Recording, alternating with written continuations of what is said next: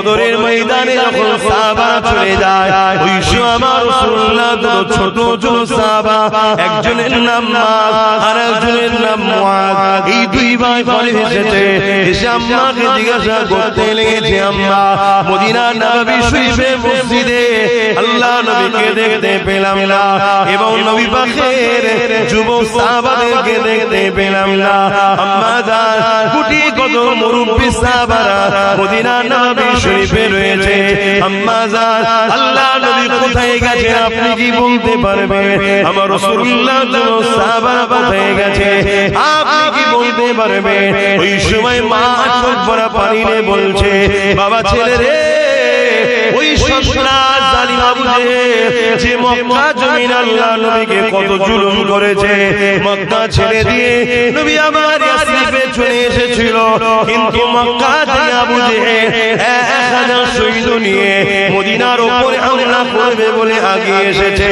এই জন্য রাসূলুল্লাহ তিনার যুবক সাহাবাদেরকে নিয়ে মদিনার উপরে যাতে হামলা না করে দেয়, রাস্তায় তাদের সঙ্গে সুলহ করার জন্য, মীমাংসা করার জন্য, তাদেরকে রুখার জন্য আল্লাহ নবী যুবক সাহাবাদের নিয়ে গেছে। এই কথা শোনার সাথে আল্লাহ নবীর ওই দুটো ছোট ছোট সাহাবা হযরত মুআদ আর মুআদ তখন বলেছিলাম, না যান, বড়দের ছিল এর ময়দানে বড় বড় অস্ত্র থাকে, ঘোড়া থাকে, আমি আপনার কাছে ঘোড়া চাইছি না মা। মারে ছোট ছোট কি দুটো ছুরি পাওয়া যাবে না? মা জিজ্ঞাসা করতে লেগেছে, কি করবে বাবা? ওই সময় বাচ্চা দুটো বলতে লেগেছে, মারে আল্লাহ নবীর দুশমন আবু জেহেলকে জনমের মতো দুনিয়াতে বিদায় করে দিতে চায়।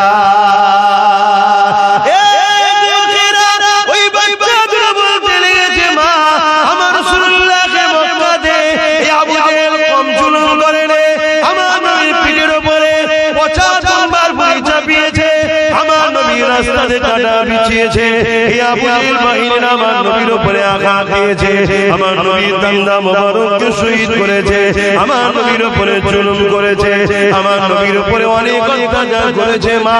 এই জন্য আজ যখন সুযোগ এসেছে আমরা আবু জেহেলকে দুনিয়া থেকে মিটিয়ে দিয়ে যাই। এই যুবকেরা, তরুণেরা হবেন কোন জবানে এই কথাটা বেরোচ্ছে, কোন পাওয়ারে? এটা ইমানের পাওয়ার, ইমানের পাওয়ার। আর আজকে কোটি কোটি মুসলমান আজ আমরা মাথায় হাত দিয়ে বলছি আমরা কি করব? বলছি না, অথচ আজকে লড়াই করতে হবে না, তোমাকে নেবে। আজকে শুধু যে যার গ্রামের গাদ্দার গুলোকে টাইট করে দিয়ে যে যার গ্রামে মজবুত হলি হয়ে যাবে। কথা বুঝছেন না? তাও আমরা মাথায় হাত দিয়ে বলছি কি করব আমরা? একটা গাছ লাগিয়েছো, যদি ফল না দেয় বলো বলো বলো, আল্লাহ আমাদের রাখবে কেন? জালিমদের হাতে মিটিয়ে দেবে আল্লাহ।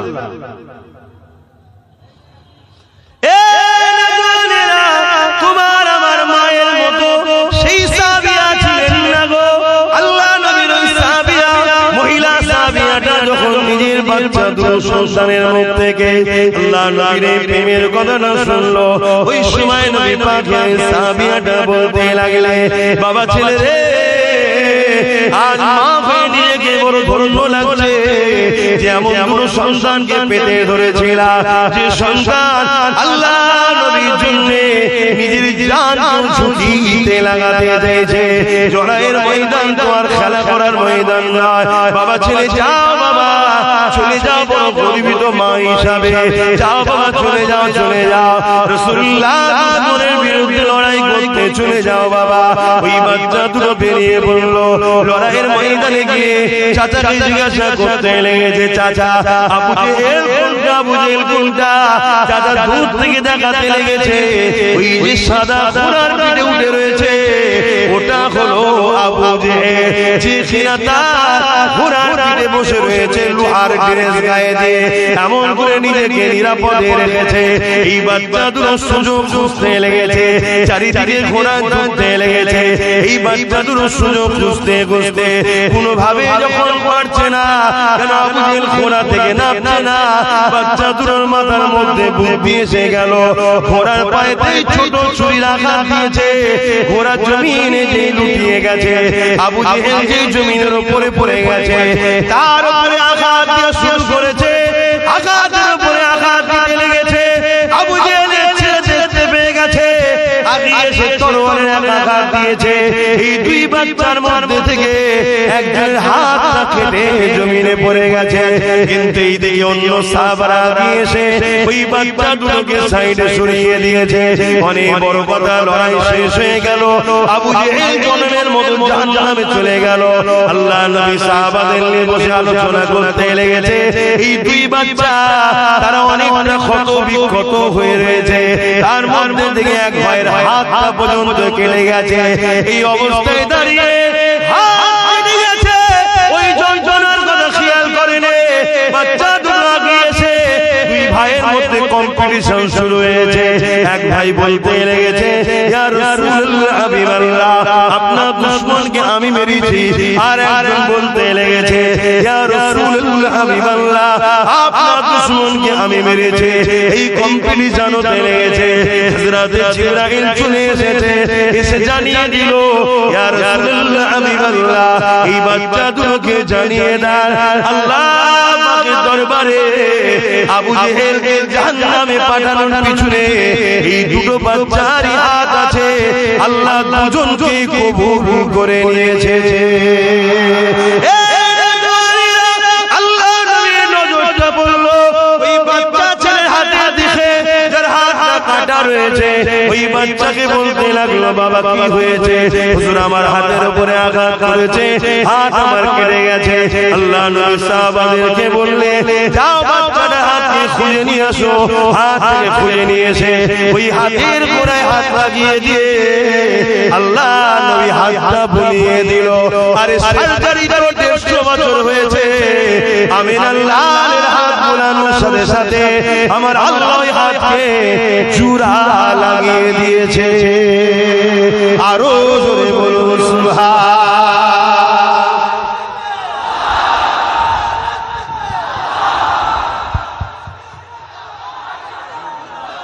ভাইরা এখন কারো মনে হতে পারে যে ঈশা ওয়াজ করছে কেন, ঈশা ওয়াজ করছে কেন? আমি জানিয়ে দিই, ইসলাম কখনো কোন ধর্মের বিরুদ্ধে লড়াই করে না।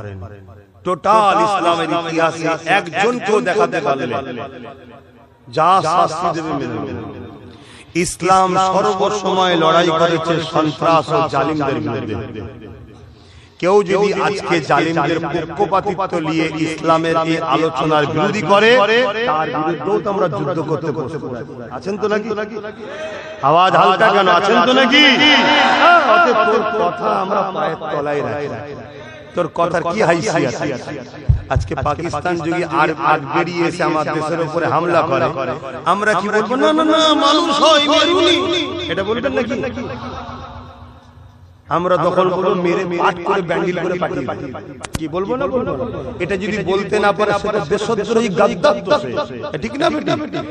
তাহলে দেশের জন্য দেশের বিদ্বেষী যে হবে তার বিরুদ্ধে লড়াই করা যেমন দায়িত্ব, তেমন মানবতাকে বাঁচাবার জন্য মানবতা বিরোধী যারা হবে তাদের বিরুদ্ধে লড়াই করার দায়িত্ব আছে না? সেদিন লড়াই হয়েছে মানবতাকে বাঁচাবার জন্য, ইনসাফকে বাঁচাবার জন্য, ইনসানিয়তকে বাঁচাবার জন্য। আবু জেহেল মক্কা থেকে 430 কিলোমিটার আগে গিয়ে সন্ত্রাসী করে মদিনার উপরে হামলা করার প্ল্যান করেছে। মদিনার নিজের রাষ্ট্র নবী বাঁচাবার জন্য প্রথমে সোলেতে এসেছিল, মীমাংসা এসেছিল। তারা যখন কোনোভাবে শুনলো না, হামলা চালিয়ে দিল। তখন রাসূল বললেন, বাবারা ডিফেন্স তো করতেই হবে। জোরে বলে সুবহানাল্লাহ। আজ আমরা হাজারবার বুঝাচ্ছি, আসো মীমাংসায় আসো, মীমাংসায় আসো, মীমাংসায় আসো। আজকেও কেউ যদি মনে করে ক্ষমতার জোরে আছে, আবার আমাদেরকে বারবার হামলা করে, একবার ডিফেন্সে নামবই আমরা ইনশাআল্লাহ। কি নামতে হবে না হবে না? যেদিন নামবো সেদিন আজকের ফেরাউনের আওলাদদের বুঝিয়ে দেব। যেদিন নামবো আজকের নমরুদের উত্তরসূরিদেরকে বুঝিয়ে দেব। যেদিন নামবো আজকের হতভাগা আকবরদের চেলা আকবরের গুণদের বুঝিয়ে দেব। যেমন আমার বাংলায় একটা আকবরের গুণ আছে, জানেন না? সেদিন আকবর ক্ষমতার জোরে কোরআন মিটাবার জন্য দিলে ইলাহি লিখেছিল, দিনে ইলাহি। আর আজকে আকবরের গুণ লিখতে তো পারেনি, অত ক্ষমতা হয়তো নেই, কাল দেখাতেও পারে, জানি না। তার আগের ক্ষমতার দড়ি আমরা কেটে দেবো ইনশাআল্লাহ। তো সেই জায়গায় একটু বলছে কোরআন মিটে যাবে, উন্নয়ন মিটবে, বলেছে না? বলে না? হ্যাঁ, এটা আকবরের গুণ। আকবরকে জানেন? আরে মুগলে আজম আমার ভারতে আকবর ছিল, জানেন তো নাকি? হ্যাঁ, একই লাইনের কথা বলছে, দেখেছেন তো? ও কোরআন মিটাবে বলে দিনে ইলাহি লিখেছিল, আর এই কোরআন মিটে যাবে, উন্নতি মিটবে না বলছে। শুনছেন তো নাকি? আর এই কথা শুনে কোন মুসলমানের আবার রাগ হবে না তোমার উপরে? যদি রাগ হয় মাফ করবেন, আমার সন্দেহ হয় ও হয়তো আমাদের ঘরে এসেছে কিন্তু প্রোটেকশন আমাদের না। আমার ডাউট হচ্ছে কেন মুসলমান যত খারাপই হোক কোরআনের বিরুদ্ধে দাঁড়াতে পারে? ঠিক না বেটি? হতে পারে হালকা বয়সে গুনাহ করেছে, সিনেমা দেখেছে, যাত্রায় গেছে, ফাংশনে গেছে, মদ খেয়েছে, জেনা করে ফেলেছে, হাজারো পাপ করেছে, আমি স্বীকার করছি হালকা বয়সে হয়ে গেছে। কিন্তু মুসলমানের খুন কোরআনের বিরুদ্ধে যেতে এটা বাস্তব কথা, কিন্তু ঠিক না বেটি? কোন মাতালকেও যদি যে বলা হয় পুরো মদ সেট করে একদম ভোট, হয়তো শুয়ে পাও দিকে বলছে আমি এখন বর্তমান ডোনাল্ড ট্রাম্প, হয়তো এই খবর দেখতেছে, তাকেও যদি বলা হয় এই কোরআনটা পড়াতে 2 গ্লাস মদ দেয়া হবে, সে মনে ওই অবস্থায় উঠে দাঁড়িয়ে বুকে লাথি মারবে। আমি কি ভুল বলছি? কারণ ও ভুল খাচ্ছে ঠিকই, কিন্তু ও মুসলমানের খুন তার প্রমাণ দিচ্ছে। আর কখনো যদি কারো সামনে বলা হয় এই কোরআন মিটে যাবে, কেউ বলে এ শয়তান জাহান্নামের কুকুরকে শাস্তি দে, এ আরেকটা কুকুর জাহান্নামের, এরপরও যদি কোনো মুসলমান বলে না এই কথা বলা উচিত হয়নি, তাহলে জানতে হবে বাপ সন্দেহ ব্যাপার আছে। আমি বাকিটা বেশি খুলে বলছি না, আশা করছি আপনারা জ্ঞানী জ্ঞানী মানুষ, অন্য কিছু না বুঝলেও এটা ভালো। কি অসুবিধা? জেলার সাহেবই হোক না কেন রে বাবা, এই ধরে লাও। আল্লাহর কোরআন বলছে যে আমার হাবিবের বিরোধী হবে, যে আমার হাবিবের বিদ্বেষী হবে, তার সম্বন্ধে কোরআন সূরা কালামে বলে দিয়েছে নুতফায়ে হারাম। শুনছেন তো? তাহলে অত টেনশন করছো কেন? আহা, কত কষ্ট করে এসেছে ইসলাম। হ্যাঁ, আমার মা আমার বোনেরা একটু বোঝে, পুরুষ যদি ইনকাম হারাম করে নিয়ে আসে নারীদেরকে খাওয়া, তারপরও কিয়ামতের দিন পুরুষকে আল্লাহ ধরবে, নারীকে ধরবে না। এটা সিস্টেম। কারণ নারী হলো পুরুষের অধীনস্থ, সে বাপ হোক, ছেলে হোক আর স্বামী হোক, ইনকামের জিম্মেদারি হলো পুরুষের। নারী হলো বিবাহের আগে হলো শাহজাদি, বিবাহের পরে রানী, বয়স হলে রাজমাতা। তার সম্মান আল্লাহ এত দিয়েছে, সে বসে বসে খাবে। শুনছেন তো নাকি? কিন্তু ইনকামের জিম্মেদারি কার মাথায়? পুরুষে এসে ভ্যান চালিয়ে আনবি না মুঠে গিরে করবি, কি কষ্ট করে করবি, খাবার দায়িত্ব তোর। এবার পুরুষ যদি হালাল না খাইয়ে হারাম খাওয়ায়, নারীকে আল্লাহ কিয়ামতের দিন ধরবে না, ওর স্বামীকে, ওর ছেলেকে, ওর বাপকে ধরবে আল্লাহ। কিন্তু আমার মা বোনেরা হারাম যে খায় তার দোয়া কবুল হয় না। আজকে বড় প্ল্যান করে আমাদের দোয়া যদি এইদিক ওদিক হয়ে যেত, মায়েদের দোয়াটা কবুল হতো। বড় প্ল্যান করে শয়তানরা দেখুন সামান্য 1000-1500 টাকা মদ বিক্রি করা দিল, খা, এটা তোর ইনকাম, এটা কার ইনকাম? তার মানে ওই জায়গাটা শেষ করে দিল।